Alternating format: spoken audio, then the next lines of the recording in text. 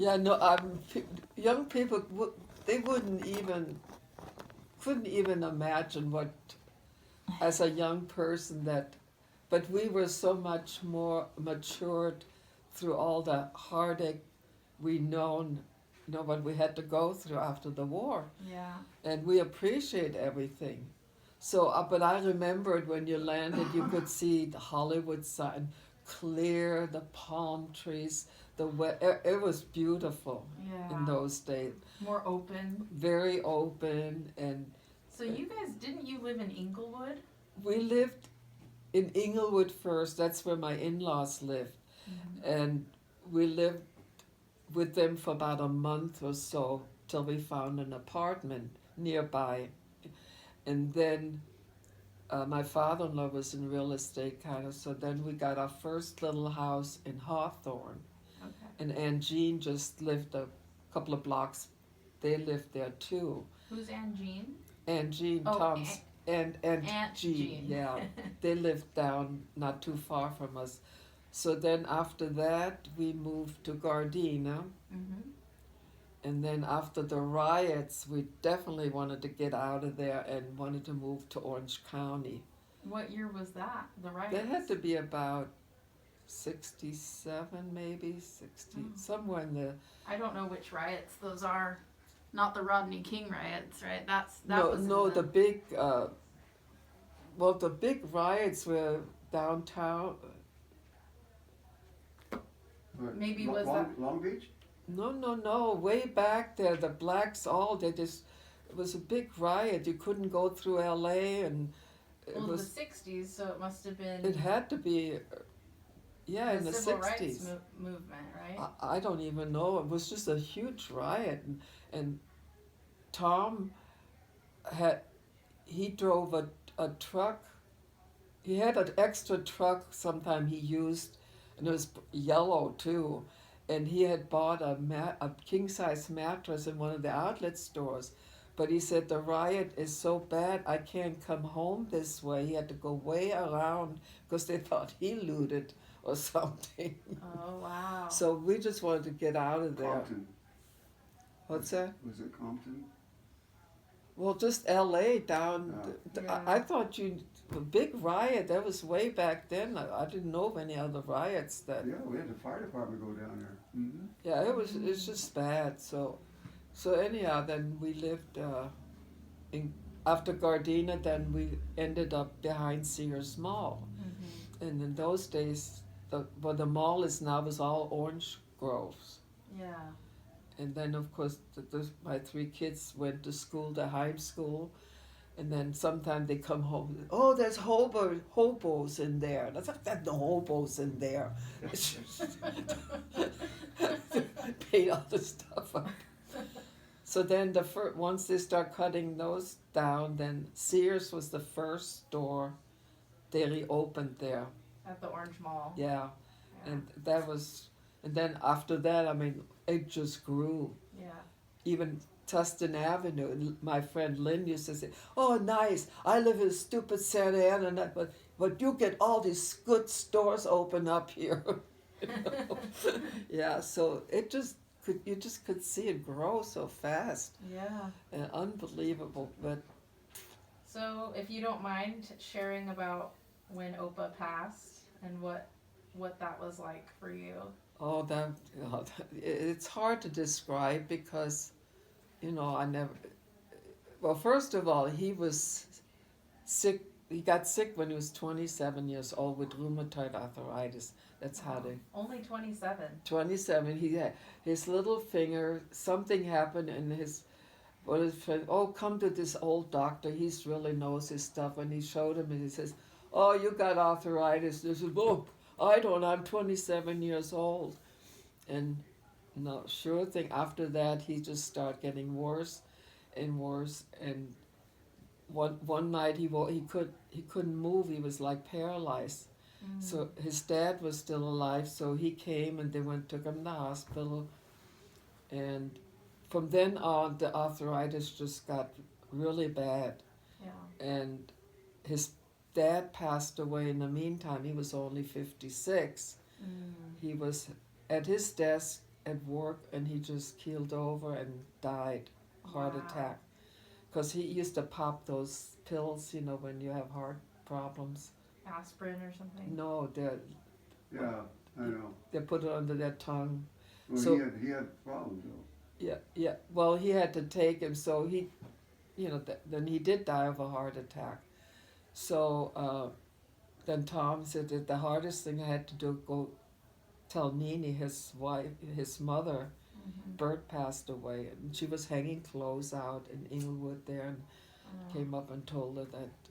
So from then on, Tom just got worse, but he kept on working. I stayed home with the kids. He was just so determined. And where was he working? He was working he started out as a young man at Sloss and Sears, Mm-hmm. tires, like what Mike does, kind of an automotive. Mm-hmm. So then he had to go in the army because he and his friends signed up, they enlisted. And so then when he came back, Sears hired him again, and then he kind of got promoted up different spots. He got to be the manager in Inglewood of the auto department. Mm-hmm. But then as his health just, he had to take some time hospital or time off and all this. So then he got promoted again up in towards there was another Sears. He got another manager station up there, but then they closed that, and that was when you go. Oh, what are some of those places? I can't think of them right now. When you go out of LA and you keep going up north, there's Lancaster, no more. Oh, gee. Oxnard, Yeah, Oxnard. What else is there? Santa Barbara. No. Way before you get to Santa Barbara, Oh, Ventura. Ventura, and there's all kinds of. Well, anyhow, I worked there, but then they closed that store. And then one of his bosses, they tried to retire him, early retirement. And he goes, Due to his illness. yeah, and he said, no way, I can't retire at this. I have a family to support. In the meantime, while he was sick, he also went to Fullerton College to get a BA degree. I didn't He know did that at night after working and hurting all the time. Wow. And he got a degree in that. And one of his bosses even had him write something for him because the boss didn't know how to write it. So they tried to. He tried to retire. He says, "No, I can't." I says, "Well, then we're gonna he's gonna retrain on something else." Mm-hmm. So they trained him, and he became an assistant personnel manager. Okay. So maybe less physical. Yeah, but like I said, he's still hurt, and like my friend Bobby, we were just talking about. She said, "Oh gosh, we talk about arthritis," and she says, "Man, I remember Tom. He could hardly walk, to all the games for the boys or kids." And I said, "Yeah, he was in. I can't even imagine how he did all this with the pain, but he was just so determined, and he always used to say, there's people off worse than I am." Yeah. And he just had that, and I guess he was worried about us, Mm-hmm. And so, of course, when he died in his sleep, that's the best way to go, but it wasn't good for us. It was too But- early, too soon. Yeah, 39, can you imagine that? Mm-hmm. But it was also diagnosed as a heart attack. Really? And hardening of the arteries, that was on the death certificate. Mm. Because he was on so much medication and so much. In those days, they didn't probably know as much what they know now, Yeah. so it just happened, Yeah.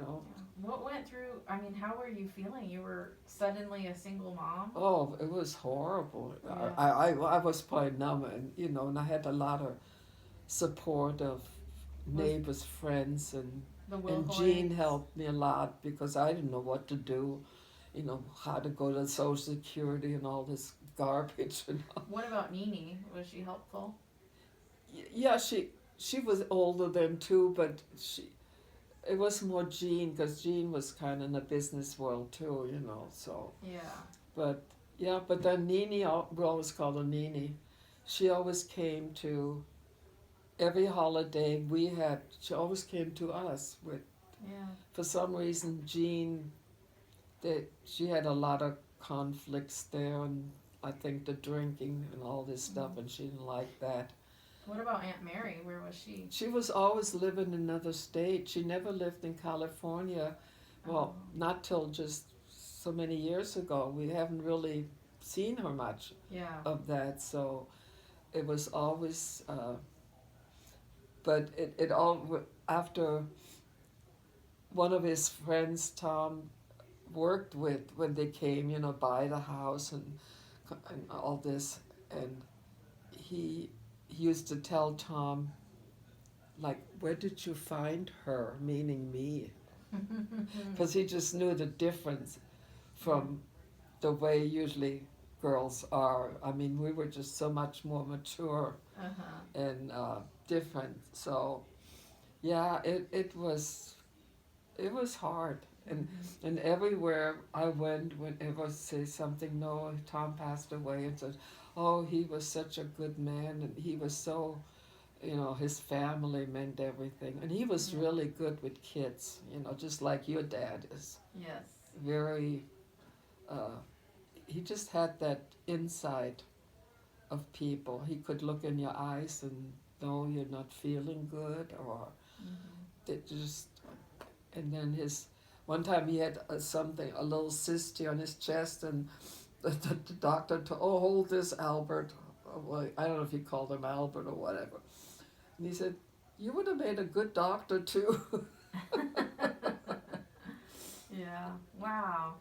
And you had a lot of loss because your mom. Oh, well, yeah. too. I wasn't here not even a year when I got the news my mom passed away. That was the first horrible thing. I mean, I said, I'm never going to see her again. I thought, oh, maybe in a couple of years we can go and I'll see her again.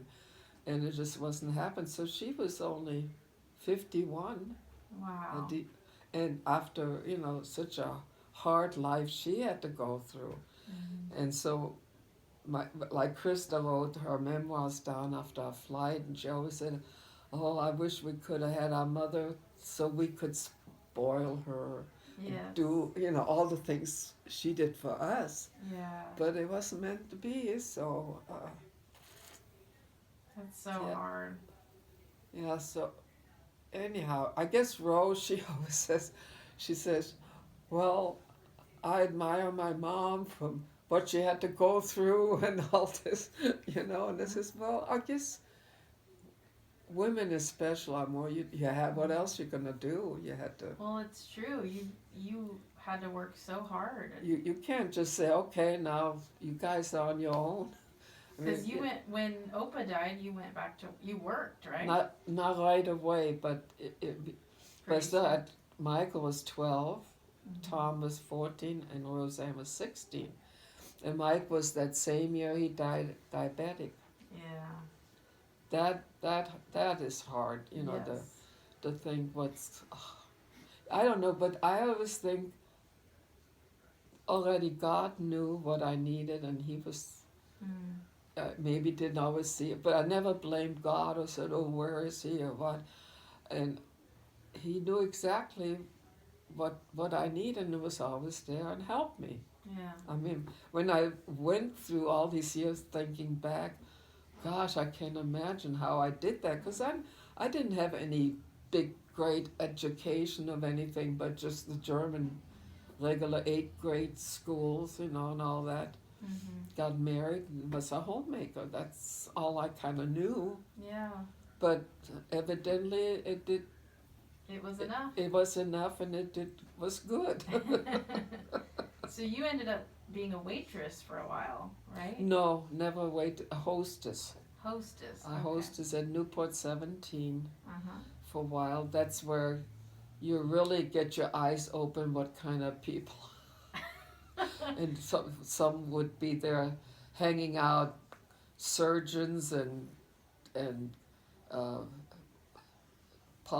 like what do you Rich lawyers and people. all this and get drunk, you know, and I said, but all the girls always treated me, you know, because like a lady, they always took care of me. Yeah. Nobody ever got rambunctious or anything.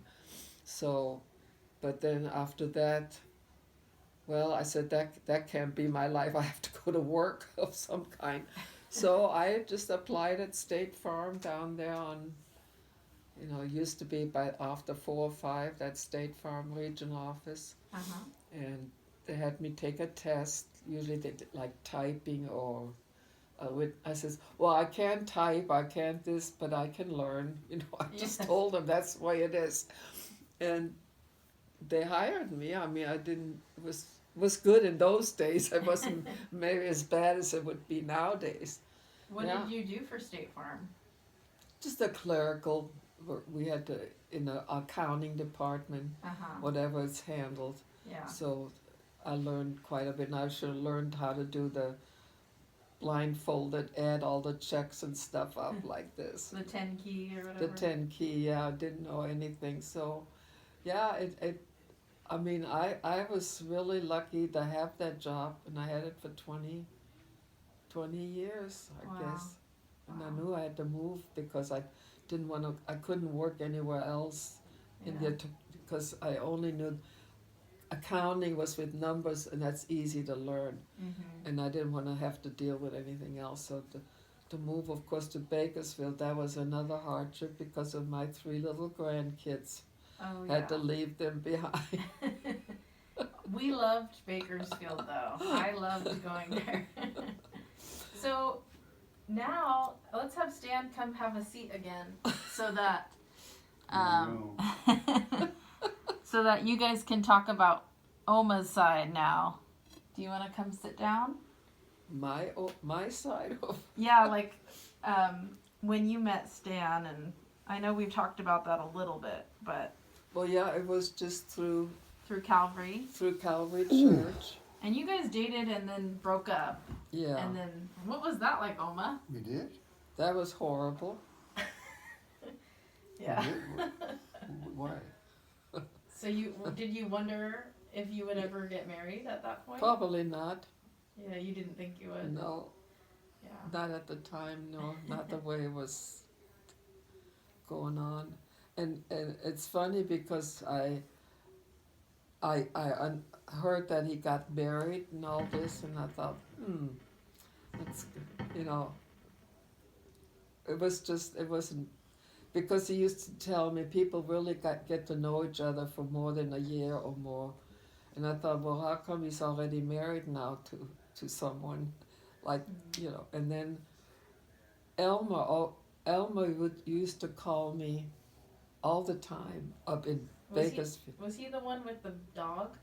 No. Elmer is his brother-in-law, Helen's husband. Oh, okay. He would call me up always. He said, "Little girl, is your mother home?" And I said, "Elmer." That's so weird.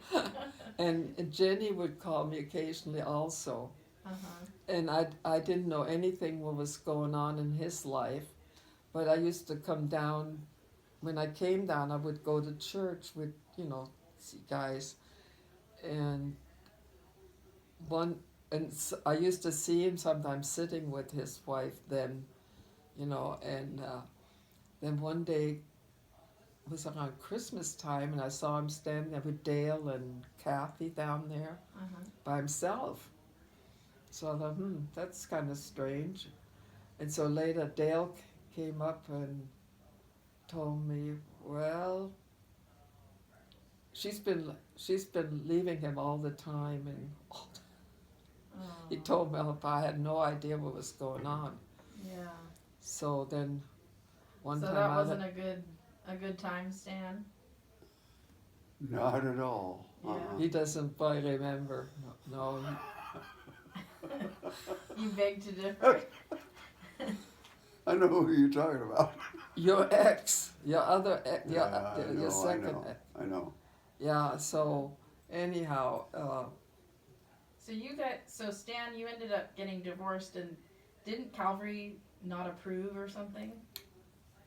Oh, I had several people criticize me for that.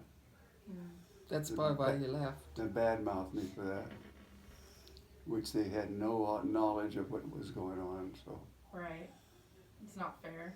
I think there's still some there that did that. Well, because if somebody keeps leaving you for weeks at a time, and well, I mean, come on. Yeah. What are you gonna do? So you found out Stan was a single Well, then man I again. think I ran into him one time, you know, and of course I said, yeah, I heard about that, and he said, so I said, well, of course I didn't like the way ours ended either, and then one day he says, well, can I come visit you sometime? I said that. Yeah. And I said, well, it's up to you, and I didn't give him any information or nothing. So, so he called me at work, which he probably find out how to get a hold of me. Wait a second. What led to the first breakup? Why did you guys break up at first? I don't know. Maybe she got to him. Well, I think one time says, "Oh, we're not communicating." What do you? That's what he told me. Do you remember? But then I that? remember we Yeah. went to somebody's house, and she was there at the time, and she was somebody's, one of those church people up there, you know. Uh-huh. And I don't know if she put the make on, or he thought, maybe the grass is greener somewhere else. And after that it happened. All of a sudden I said, oh, maybe we better not, you know, it's not working out. And oh my gosh, you could have hit me over the head. And all the one, even one time he used to go with some of the church group that go to some of the plays and some of the together, and they had like tickets through the year. Mm-hmm. And then one day he came up to the, I was really upset. I said, well, I guess that's it. So he came to the door and he says, oh, do you want to go to that play in Fullerton or wherever that playhouse is? So I thought, well, I'd go with him. And somehow then afterwards they went to the spaghetti factory in Fullerton, and we ran into Helen and Elmer, and she knew something was wrong, and she didn't like what she saw, the way he treated me. It was already like this. Do you remember that? No, he doesn't remember that. Yeah, I remember the spaghetti factory. it was it was hard. Yeah. And Stan, what was it like being shamed by your own church people? It was very hurtful. Yeah. Yeah. Very, very much. Well, I see the way I see it. They shouldn't do that to you. That's Yeah. then. I mean, you Well, know. the church is different now. That's for sure. There's a lot of divorced people that go. Well, Yeah. they're the ones that, you know, were very vocal and outspoken in that matter. I think they're gone now. Yeah. Or either that or they're old enough to know better. Yeah. Yeah. So. I could even name you some, but no, they're just not necessary. Yeah. Mm-mm. Well. Kathy and Dale, they were always open-minded, Yeah. and they were very considerate. Slow to judge. Yeah. Well, Oma, now that we're wrapping things up, do you have anything you would like to share? You're how old now? 82? 82 and a half, probably. Amen. What would you like to share with future generations about living in our messed up world? Well, always be true to God and believe in Him. Mm-hmm. He'll never let you down. Mm-hmm. And always be family oriented. That's all our whole life. I mean, we've been together before or after, when even Tom got every holiday, everything. We always were together, always. And family is very important, I think. Yep. So stick with family, stick with God. And definitely, God is always the model for us, to be with Him. He will never let you down, and Never leave us or forsake us. and Yes. that's the most important thing, to be a believer. And I wish more people would do that, and I keep praying my brother would see the light, because he does not want to hear anything about that, which is sad. Yeah. Yeah, so. Well, thank you. Well, Thank thank you you, for sharing. Amy. Yes. Are you gonna